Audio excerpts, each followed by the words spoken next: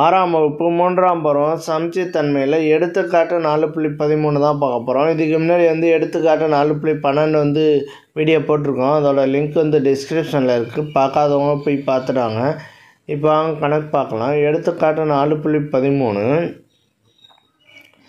சம அளவு உள்ள 6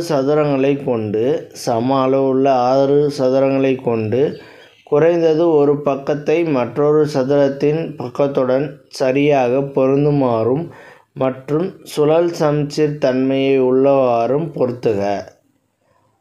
சம அளவு உள்ள 6 சதுரங்களை வச்சுக்கிட்டு ஒரு பக்கத்தை மற்றொரு சதுரம் இருக்குல்ல அதோட சரியாக பொருந்தும் மாதிரியும் ஒரு சுழல் சமச்சீர் தன்மை உள்ளவாறும் பொறுத்துக்கன்னு சொல்கிறாங்க. ஃபஸ்ட்டு 6 சதுரம் இருக்குங்கிறாங்க. 6 சதுரம் எப்படி இருக்குன்னா பாருங்கள், இந்த மாதிரி குட்டி சதுரமாக எடுத்துக்குவோம். 6 இது நான் 3 வச்சுருக்கேன். இதில் பொருந்துகிற மாதிரின்னு சொல்லியிருக்காங்க. அப்போ நான் இதில் 6 சதுரத்தையும் இதில் பொருந்தி நான் வரைஞ்சிருக்கேன்.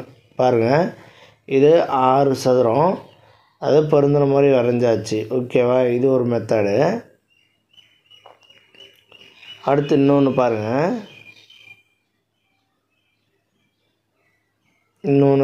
எப்படி வரையணும்.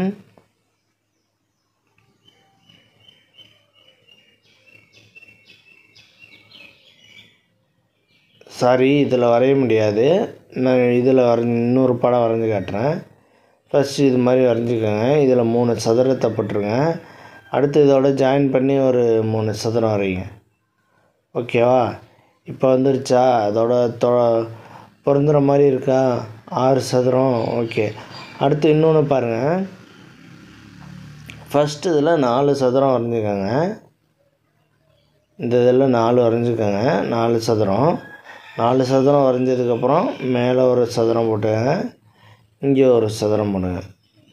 மொத்தம் எத்தனை சதுரம் இருக்குது? 6 சதுரம் இருக்குது. நம்ம கொஷினில் என்ன கேட்டிருந்தாங்கன்னா 3 சதுரங்கள் வரைக அப்படின்னு கேட்டிருந்தாங்க. 3 வழிகளில் வரைகன்னு கேட்டிருந்தாங்க கொஷினில். அதை நான் கொஷினில் விட்டுட்டேன். 3 வழிகளில் மட்டும் அப்படின்னு கேட்டிருந்தாங்க. அதை வரைஞ்சாச்சு. அவ்வளோதான் இந்த கணக்கு. நெக்ஸ்ட் வீடியோவில் பார்க்கலாம்.